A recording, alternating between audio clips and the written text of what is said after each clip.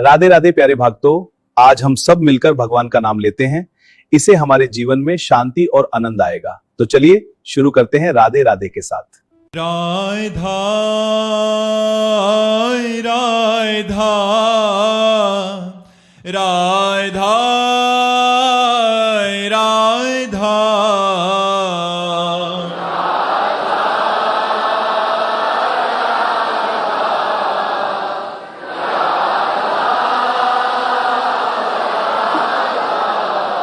हाय राधा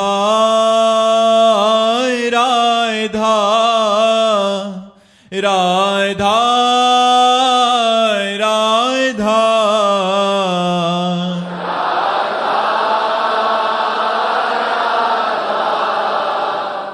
राधा राधा श्री राधा वल्लभ लाल की, समस्त संत हरि भक्तन की, श्री वृंदावन धाम की, सद्गुरुदेव भगवान की। नितिन शर्मा जी बेंगलोर से। राधे राधे महाराज जी। महाराज जी, जैसे कि हमने संतों की वाणी में सुना है कि परब्रह्म परमात्मा श्री कृष्ण और हम में कोई भेद नहीं है, हम परमात्मा के ही अंश हैं और वो हमारे अंश हैं। और यार सुनो, कहने सुनने समझने की थोड़ा अंतराय है। एक चम्मच गंगा जल क्या बोला जाएगा? गंगा जल। और एक टैंकर गंगा जल क्या बोला जाएगा? गंगा जल। और गंगा की धारा के जल को क्या बोला जाएगा? अंतर समझ रहे हो ना? चम्मच से तृप्ति नहीं होगी। टैंकर में नहा भी सकते हो और धारा में खड़े हो गए तो ब्रह्मविद ब्रह्मयु भवति। जब ब्रह्म को जान जाओगे, ब्रह्म में तन्मय हो जाओगे, तब ब्रह्म स्वरूप हो। अभी तो जीव हो, अभी तो देहाभिमानी हो। श्री कृष्ण के समान उन्होंने गिरिराज उठाया, तुम 5 किलो का बाट उठा के दिखाओ 7 दिन तक। हमारे श्री कृष्ण ने 7 दिन 7 रात्रि गिरिराज महाराज को 7 वर्ष की अवस्था में ऐसे धारण किया। हम कह रहे 5 मिनट तुम जो है 7 किलो का वो लेकर के ऐसे खड़े होने की चेष्टा करने में हमें परिश्रम लगने लगेगा, हमें परेशानी लगने लगेगी। 7 दिन 7 रात्रि। कालिया दह के विष का इतना प्रभाव था कि ऊपर से चिड़िया उड़ जाए तो नीचे गिर के मर जाए, और उसमें महाराज कूद गए। कालिया नाग से लिपटकर उसके काटने पर भी छलांग लगाई, उसके फणों पर नृत्य किया। उसके तो 105 फण थे और वो सिद्ध कालिया था, कोई भी रूप धारण कर सकता है। ऐसा नाग भगवान को डसा और भगवान के ऊपर कोई प्रभाव नहीं पड़ा। अच्छा, और मुंजा टवी में आग लगी, भगवान अपने मुंह से पी गए। श्री कृष्ण के समान तो सिर्फ श्री कृष्ण है।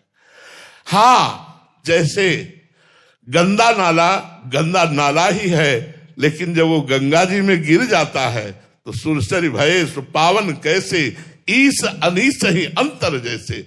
अब वो गंदा नाला नहीं रहा, अब वो गंगा की धारा में मिलने के कारण गंगा के समान पवित्र हो गया। तो सोई जाने जे देहु जनाई, जानत तुम्हें हो जाए। भगवान के समान तो सिर्फ भगवान है। हम भगवान में तन्मय होकर भगवान को प्राप्त कर सकते हैं। जो भगवान को प्राप्त हो गया वो भगवान के समान हो गया। लेकिन क्या आज तक कोई ऐसा ऋषि मुनि है जो भगवान की समानता कर सके? जो भगवान ने लीला की उसकी समानता कोई कर सके, ऐसा कोई नहीं है। भगवान अनंत रूप धारण करके गोपियों के साथ रास किए। कैसी कैसी भगवान की मधुर लीलाएं, ऐश्वर्यमय लीलाएं, कैसी चकित करने वाली लीलाएं। 23 अक्षोणी सेना लेकर के जरासंध, जिसको 20,000 राजाओं को बंदी बना करके और भैरव यज्ञ के लिए रखा था, जिसे कोई परास्त नहीं कर सकता। 23 अक्षोणी सेना लेकर 17 बार मथुरा में आक्रमण किया। ठाकुर जी ने काट काट के सबको फेंक दिया, उसको छोड़ देते थे कि और लाएगा। ठाकुर जी की बराबरी केवल ठाकुर जी कर सकते, दूसरा नहीं कर सकता। हाँ, ज्ञान के द्वारा अब जैसे एक चम्मच पानी है, अब वो गंगा जल में छोड़ दिया गया, अब क्या कहोगे उसे? पानी थोड़ी कहोगे, अब गंगा जल कहोगे। तो ये जो जीव है देहाभिमानी, ये भगवान का भजन करके जब भगवान में तन्मय हो जाता है, तो जैसे अभी कहा गया, मोरे मन प्रभु विश्वासा राम ते अधिक राम कर दासा। ये भाव का विषय ना क्यों सामर्थ्यशाली हो गया भगवान से अधिक। भगवान से अधिक सामर्थ्यशाली कोई नहीं है। भगवान जैसे तो सिर्फ भगवान है, उनमें तन्मय होकर देखो। भगवान है समुद्र, हम है तरंग। तरंग किसकी होती है? समुद्र की होती है। लेकिन जब तक उसमें वायु विकार है तब तक आप उसे समुद्र नहीं कह सकते, उसे तरंग कहेंगे। जहां वायु विकार हटा वो समुद्र हो जाता है। ऐसे माया विकार हटा तो जीव ब्रह्म स्वरूप हो गया। ब्रह्मविद ब्रह्म ही भवति। तो ऐसी बात समझो। इसलिए भगवान के चरणों का रहस्य जानने वाले सनक सनंदन सनातन सनत कुमार ब्रह्मबोध ज्ञान होने पर भी हरिश शरणम हरिश शरणम हरिश शरणम ऐसा जपते रहते हैं। भगवान के समान तो भैया सिर्फ भगवान है। भगवान के ही हम सब अंश हैं, इसलिए भगवत स्वरूप है। क्योंकि पूर्ण का अंश पूर्ण ही होता है, लेकिन हम भगवान नहीं बन जाएंगे, ये भी ध्यान रखो। भगवान के समान तो सिर्फ भगवान है, दूसरा कोई नहीं। जब जब किसी ने वरदान मांगा कि आपके समान पुत्र हो, तो भगवान ने यही कहा, मेरे समान तो सिर्फ मैं हूं, इसलिए मैं ही तुम्हारा पुत्र बनूंगा करके। तो इसलिए भगवान के समान तो सिर्फ भगवान। छठी के दिना देवताओं को भी परास्त कर दे अपनी दहाड़ मात्र से। 6 कोस का जिसका शरीर था, ऐसी पूतना को छठी के दिन लगा दिया सरकार ने। ठाकुर जी ने छठी के दिन, अभी 6 दिन आए हुए थे धराधाम पे, और पूतना मारने के लिए गई तो 6वें दिन ही उसका स्तन मंडल पर महाविष लगा के आई थी। भगवान ने विष भी पिया और उसके प्राण भी पिए। भगवान के समान तो भगवान तृणावर्त, बकासुर, अघासुर, कंस, चाणूर, मुष्टिक, केशी, प्रलंबासुर, धेनुकासुर, ऐसे महाबलियों को भगवान ने खेल खेल में ऐसे मसल डाला। भगवान के समान तो सिर्फ भगवान ही है। बीना जी सूरतगढ़ से। श्री हरिवंश महाराज जी। महाराज जी, एक दोहा आता है कि सत्संग की आधी घड़ी तप के बरस हजार, तो भी बराबर है नहीं कहे कबीर विचार। महाराज जी, क्या सत्संग एक पूर्ण साधना है? किसी और अन्य साधन की फिर आवश्यकता ही नहीं? देखो, तपस्या एक अलग चीज है। सत्संग सीधे भगवान से संबंध कराता है, तपस्या अहम से संबंध कराती है। ये सब तपस्या के जो अंग हैं, इनमें अहम पुष्ट होता है, और सत्संग भगवान से संबंध कराकर अहम का नाश करता है। इसलिए हजारों वर्ष तपस्या की जाए तो अहम तो नष्ट नहीं हुआ ना। और यदि बड़े महापुरुषों का संग मिल जाए तो आधे पल में अहंकार का नाश कर दे। अहंकार को भगवान के चरणों में समर्पित कर दे। जैसे अम्बरीश जी महाराज चक्रवर्ती सम्राट हैं, पर देवर्षि नारद जी का सत्संग प्राप्त होता है।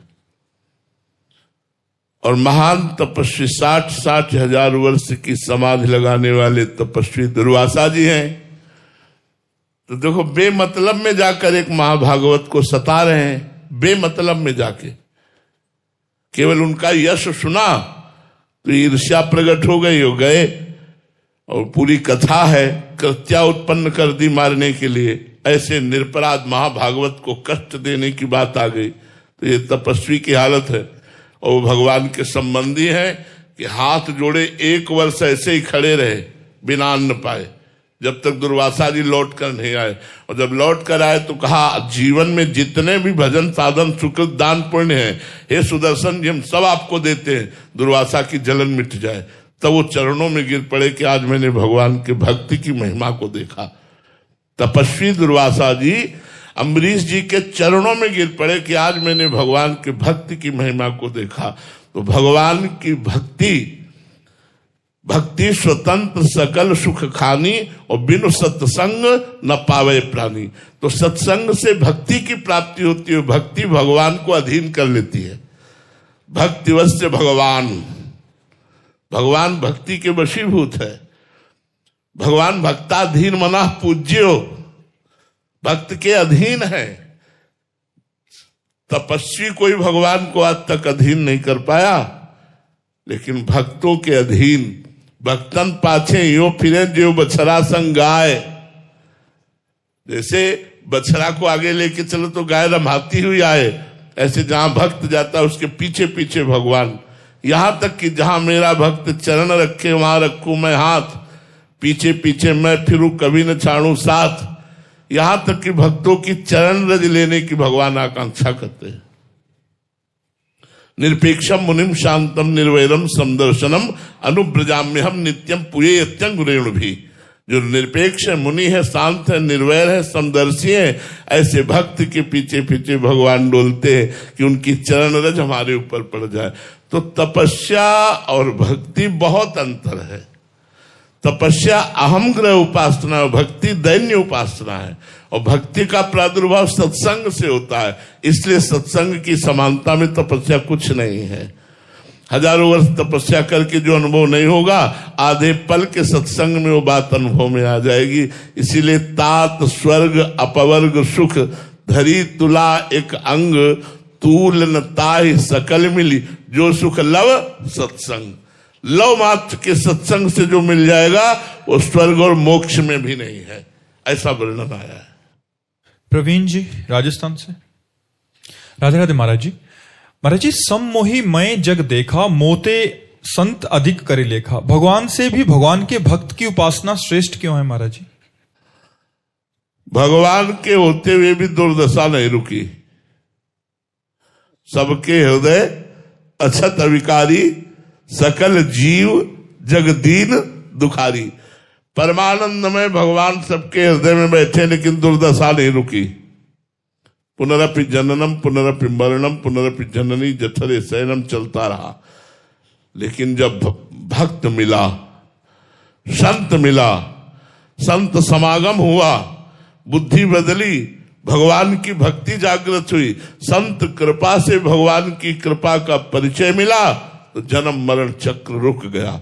संत संग अपवर्ग कर, संत का संग मोक्ष पदवी को प्रदान करने वाला हुआ। तो भगवान सबके हृदय में बैठे हैं, लेकिन काम नहीं आए। काम तब आए जब संत रूप से भगवान मिले और हमें उपदेश किया और हम उनकी आज्ञा का पालन किया, तो भगवान से परिचय हो गया और भगवान की प्राप्ति हो गई। इसलिए मोरे मन प्रभु से विश्वासा, राम ते अधिक राम कर दासा।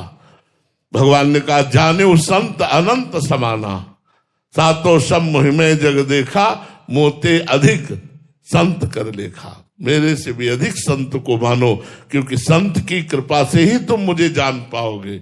आज तक किसी को कहीं भी भगवत प्राप्ति हुई है तो संत कृपा से ही हुई है।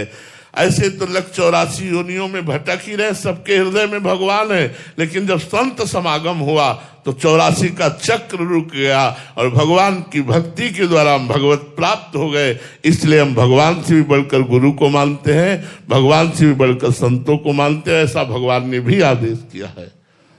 प्रियंका मिश्रा जी। राधे राधे गुरुदेव। महाराज जी, आपके सत्संग में एक बार सुना था कि एक बार एक पंडित जी कबीरदास जी महाराज जी को परास्त करने के उद्देश्य से उनके पास गया। उस समय कबीरदास जी महाराज जी ने उनसे प्रश्न किया कि पढ़कर समझे हो या समझकर पढ़े हो। महाराज जी, इस बात का अर्थ क्या है? कि अगर पढ़ के समझे होते तो भगवान का भजन करने लगते, क्योंकि शास्त्रों का सार है भगवान का भजन करना। और अगर समझ के पढ़े होते तो भगवान का भजन करने लगते। तो ना तुम समझ के पढ़े हो, ना पढ़ के समझे हो। इसलिए अभी तुम्हारे अंदर वो भाव नहीं है, विद्वता का अहंकार लेकर के दूसरों को पराजित करते हुए डोल रहे हो। तो ना तुम पढ़ के समझे हो, ना समझ के पढ़े हो। अगर पढ़ के समझ गए होते तो भगवान की शरण में होते, यदि समझ कर पढ़े होते तो शास्त्रों का सारे भगवान की भजन में या भगवान की वृत्ति में रहना या आत्मस्वरूप में स्थित होना। तो ना तुम समझ के पढ़े हो और ना पढ़ के समझे हो। कबीरदास जी ने यही बात समझाई उनको। अनिल जी। श्री हरिवंश महाराज जी। महाराज जी, हम अक्सर आपकी वाणी से सुनते हैं कि दुनिया में लाखों का मेला जुड़ा, हंसा जब जब उड़ा अकेला उड़ा। महाराज जी, हम संसारिक जन मेलों से कैसे हटे महाराज जी, वैराग्य और आध्यात्मिक नाम जप कैसे? करो, नाम जप में सामर्थ्य है। जितना नाम जप करोगे तो संसार से वैराग्य, अपने स्वरूप का ज्ञान और भगवान से प्रेम तीनों बराबर होता चला जाएगा। लेकिन जैसे बहुत दिनों का भूखा आदमी हो और उसे एक कवल खाकर हटा दो तो भूख और प्रबल हो जाएगी, ऐसे बहुत जन्म से परमानंद में भगवान से बिछुड़े हुए हैं। तो अभी थोड़ा भजन हमें जलन प्रदान करता है, अधिक भजन करें तो यही भजन संसार से वैराग्य दिला देगा, भगवान से प्रेम हो जाएगा, अपने स्वरूप का ज्ञान हो जाएगा। हमें चिंता करने की जरूरत नहीं।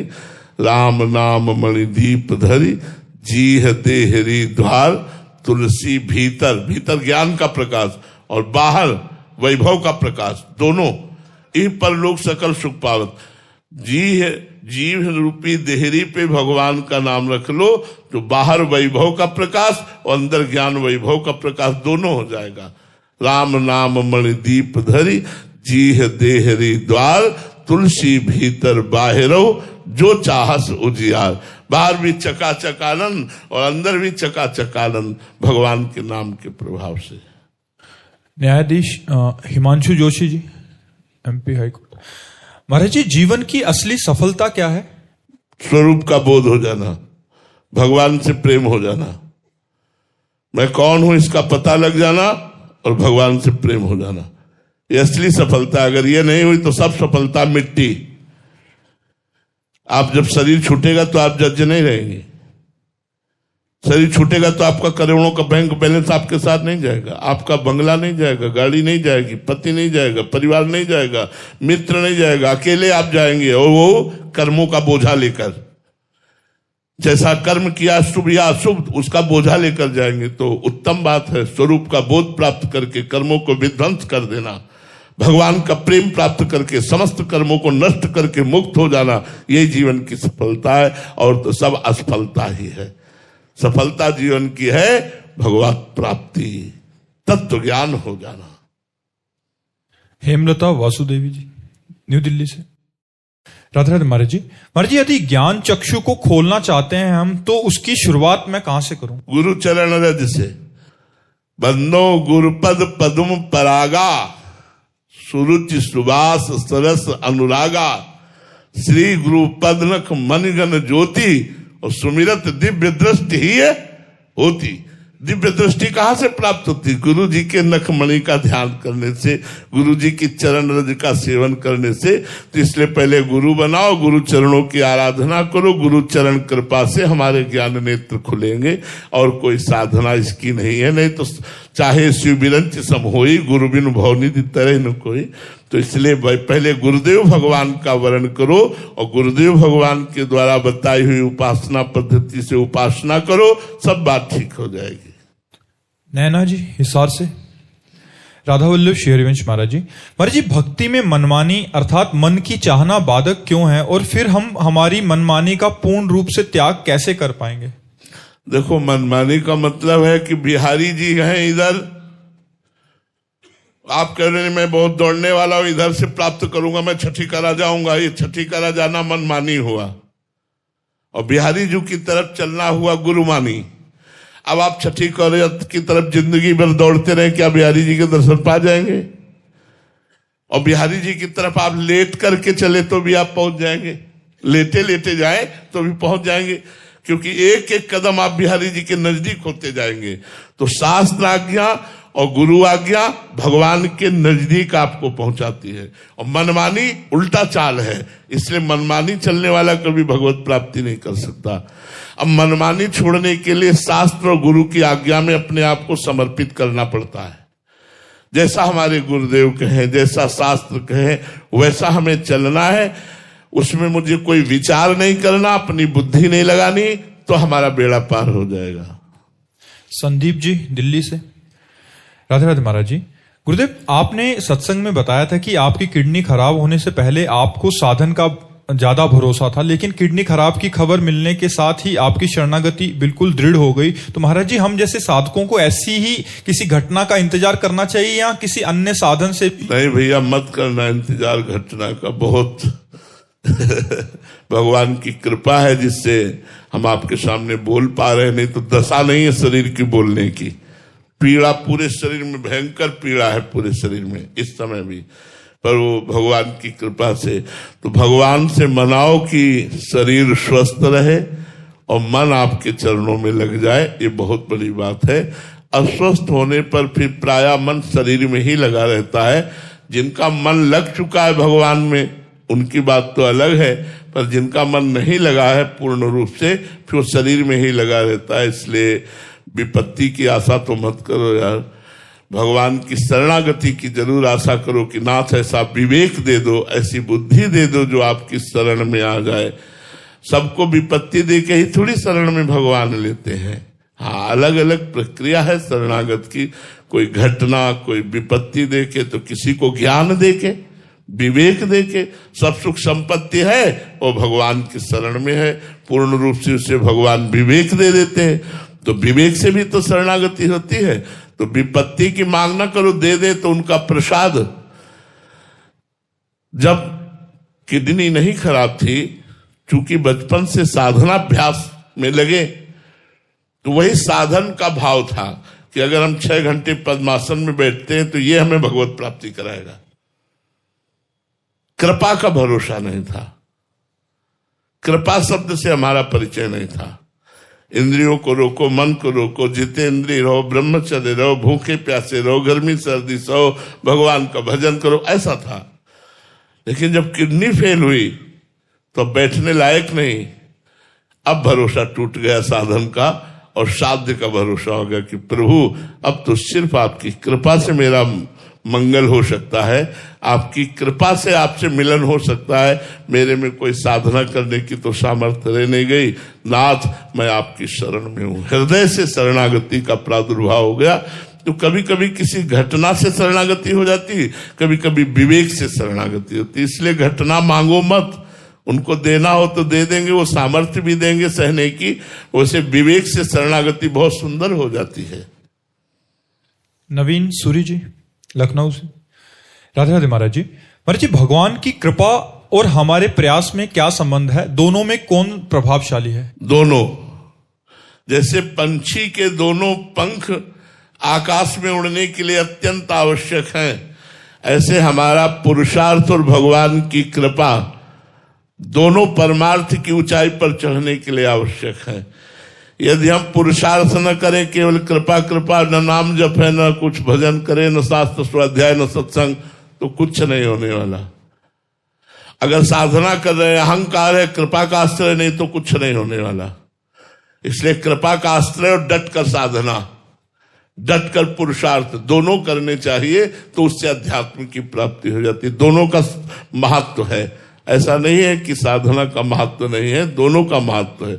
आज शरीर अस्वस्थ होने पर भी हमारी साधना चल रही है। जय बजे उठना, तय बजे उठना, शौच स्नान करना, अपनी दिनचर्या करना, भगवान की कृपा से वो सब चल रहा है वैसे ही। हाँ, अब यह है कि बराबर हम काफी समय तक एक आसन में नहीं बैठ सकते। थोड़ी देर बैठे, 4 कदम टहले, फिर आके बैठ गए, फिर टहले, फिर बैठ गए। अपनी दिनचर्या चल रही है।